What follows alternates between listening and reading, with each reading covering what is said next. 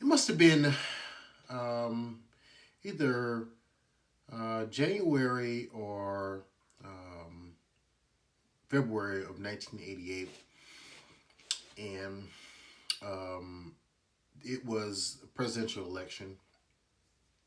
Of course, that was election year, and it was Vice President George W. Bush.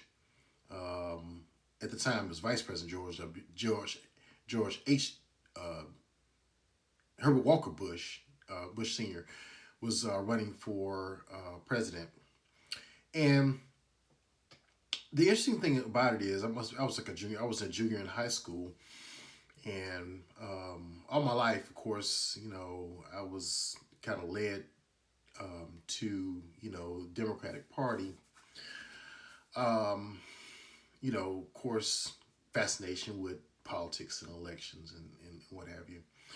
So, um, over the loudspeaker, it was an announcement made by our principal at the time.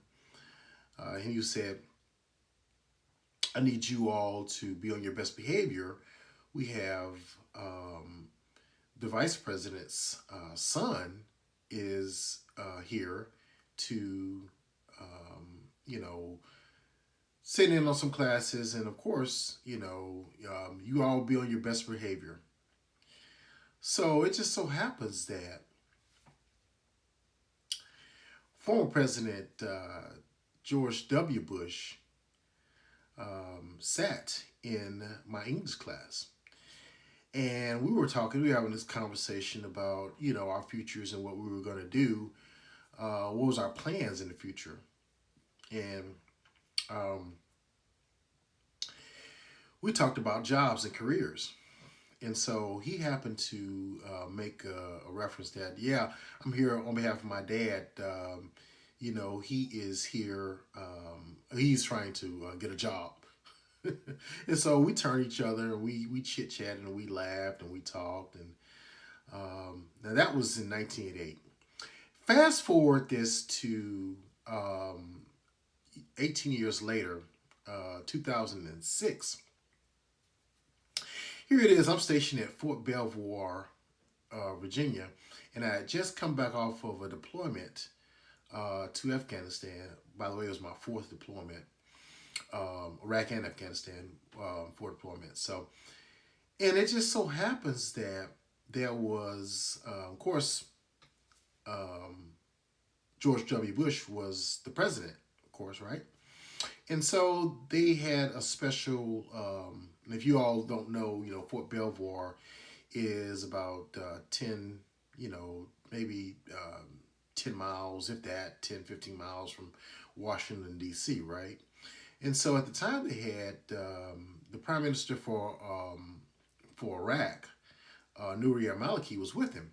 So they wanted to have a luncheon with all of the returning soldiers and airmen, say all the military personnel, service members who had served. They wanted to have a luncheon at Fort Belvoir.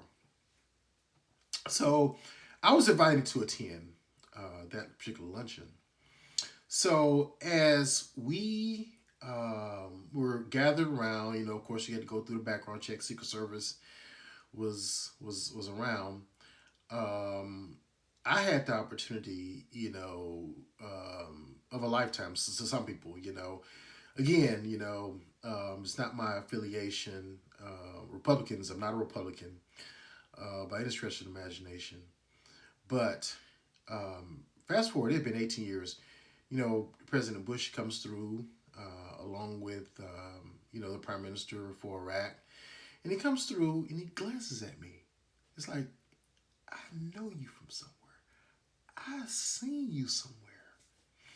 And so he glances and he glances and he gets around to, he goes around to the table. And he, remind you, it's over 300, 400 service members, that's all of us that served. We, stationed in the DC area. And so all of us, we're sitting there.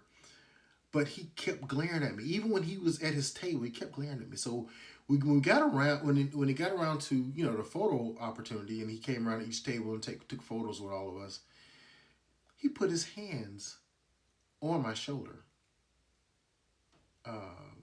And I have a picture that I'm including with this video with him doing that. So, needless to say, out of all of the Republican presidents who in my lifetime, who I respect more, is the one that I truly respect is George W. Bush. Let's just say that. And there are some good Republicans out there, and even though they're the ceremony, of course, the funeral ceremony for President Carter here, I admire him because he's a man who stands on principles, and so by him declining to shake Donald Trump's hand at the funeral should tell you all something. Should tell you all a lot, actually.